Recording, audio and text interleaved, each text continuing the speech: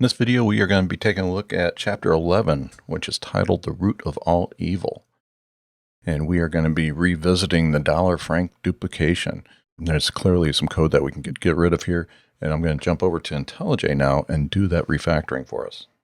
Okay, let's take a look at the two classes that we have remaining. Dollar extends money, and all it has is a constructor there. And it is calling the super of money. And then also franc is doing the same thing. And both of these classes, to see something like this in code, this is an immediate code smell. If you're extending out a class, you're probably doing something that doesn't need to be done. So if you ever see this in actual code and real life examples, it's right away an opportunity to do refactoring, let's say. So let's go and take a look at that now. So now we've got our couple methods here, and we have dollar returns back money, but it's returning back a new money object. Now I can make this return back money as well and do the same thing for franc. And I don't think they are referenced anywhere else. So now you can see IntelliJ is smart enough. It just made that gray, and it's also made that gray. And when you see that, it's IntelliJ is saying, hey, this class is never used. So very intuitive thing that IntelliJ provides for you. So what we can do is come up here and we can actually remove these now. And IntelliJ does a safe delete for us. And let's go ahead and delete this guy too. So now we've removed those two classes, and let's make sure that everything runs. And all our tests are still green, so everything's still happy, even though we got rid of these two classes.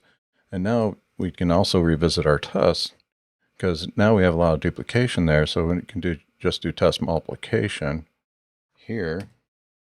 And a lot of this we don't actually need. So we come in here and actually consolidate these.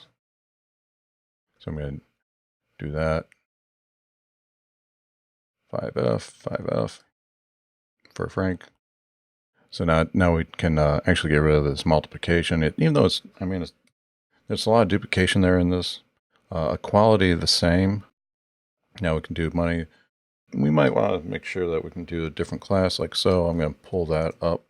And then we also want to say assert not equals, and we'll do money $5 and money franc 5. So we want to make sure that two different currencies don't match, but we can get rid of that as well. So we're cleaning up our test as well and doing this refactoring. So now we have fewer tests, so let's go ahead and run that. And we're removing tests because we removed those two subclasses. We don't need to test those specifically. Now we have pretty solid test coverage here for our money classes. You can see that everything is now in the green. So just to recap, what we did is we got rid of those two classes because there was no distinguishing features to have those classes. Everything has been refactored into the money class that is now doing all the functionality that those two subclasses were doing. So let's go back over to our to-do list. Now in the next video, we are going to get into addition. So we want to be able to add up these different currencies. So we'll be looking at that in the next video.